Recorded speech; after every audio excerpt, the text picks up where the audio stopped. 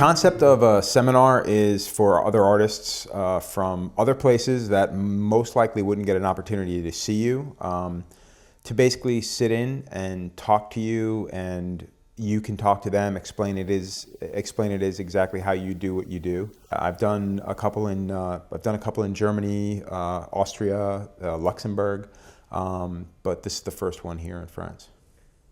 Do I think I'm a good teacher? I think I'm a good talker. I don't know about a good teacher.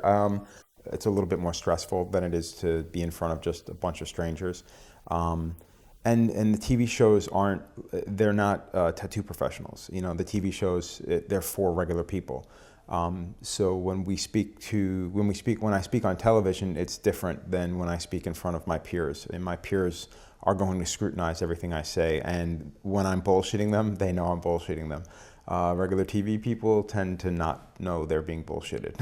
The language barrier is really weird, and it's difficult because I think some of my sense of humor, it tends to go kind of fast, and because we're waiting on a translation, it sometimes doesn't work out the way you hope it does, and I'm not 100% sure if everybody gets my sense of humor.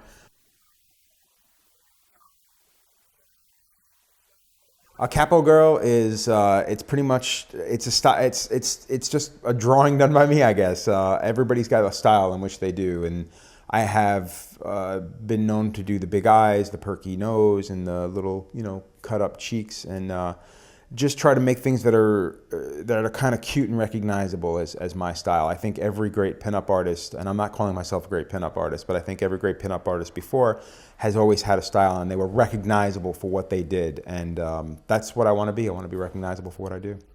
A good piece and a mediocre piece it's tough because I think for me I like to think of everything as good, I think that every now and again you capture a little bit of something, a little bit of spark of almost like a spark of life, and that's really the most important thing. And that's why I like animation. I like animation because it's not reproducing, it's reproducing real life, but in a more exaggerated way.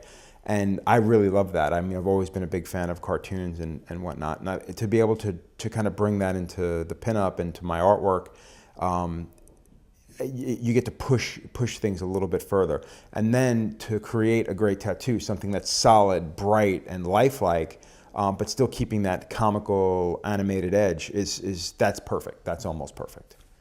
The popularity of tattooing has been blowing up. I've been tattooing for 21 years now, and when I first got into the business, everybody said it's never going to get bigger, it's never going to get bigger, it's never going to get bigger. It's been 21 years, and it keeps getting bigger. I think what happens is when people start getting tattooed, you either get one little tiny tattoo and forget about it, or you get one nice size tattoo, and then you get another nice size tattoo. And I think after you've reached a certain point where you get 2 or 3 tattoos, you most of the times just keep going because it's like collecting. You just want more. And I think with tattooing, the fact that it's more people are getting tattooed, that's led to it being more socially acceptable, and that leads to more people getting tattooed. So it's kind of like just a round robin of events that just keeps getting bigger and bigger and bigger. And the more people that get into it, I don't see it ever really dying out, short of something tragic happening. And in all honesty, I don't see that happening either. I think that the individuals in this business are too respectful, and they're too responsible for the most part to allow that to happen. So. As far as people copying styles, and my style in particular, I think that, like I said, I want to be recognized as my style. I think I get nervous when I see individuals that are so talented, that have so much going for them, that copy a style, and they do it so well that it's almost impossible to tell who did what. Like, that makes me nervous because I look at it from the standpoint of like, wow, that guy is so good. Why is he copying my style, and why is he doing it so well, to the point where people have a hard time figuring who did what. It's flattering to a degree, but by the same token, if you're that talented and you can copy somebody's style, create your own style. Do something that's that much more original than everybody else's. But I think in this business, people have a tendency to gravitate towards what's popular. So if one person makes something popular, it's easier for them to just do what that person does, as opposed to trying to think for themselves and do their own thing and create their own clientele based on that. And I think that's kind of a shame, because I think as artists, you should push yourself. You should push everybody around you to do more. I've been a bit of a traditionalist when it comes to tattooing, in the sense that I think things should be done a certain way. I think a tattoo should look like a tattoo. But at the same time, I like the fact that people push things. I just think that they should make the individuals that are getting the tattoos, these experimental tattoos, aware that these may not look good in 5 years. They may not look good in 10 years, you know? Everybody should know that. But the bigger this business gets and the bigger the clientele base gets, I think the less people care. I think they don't care about a long-lasting tattoo. They care about the artwork that they're wearing, whether it be good or bad. And again, I think it's a tightrope you walk on whether or not you experiment and not care about what happens in 5-10 years, or whether or not you stay traditional and you stay true to what you know is going to be a great tattoo. And you just try to work in a style that you know is going to work. And that's kind of where I am. I think I work in a style that I know is going to hold up well over time. And where I like seeing other people experiment, I like doing my own thing. I actually never intended to get into tattooing. It just kind of happened. I was working as an artist for a company in New York, and I had gotten my first tattoo from a local shop. One of the individuals there thought I'd make a good tattooer, and he pursued me to apprentice, and I turned him down.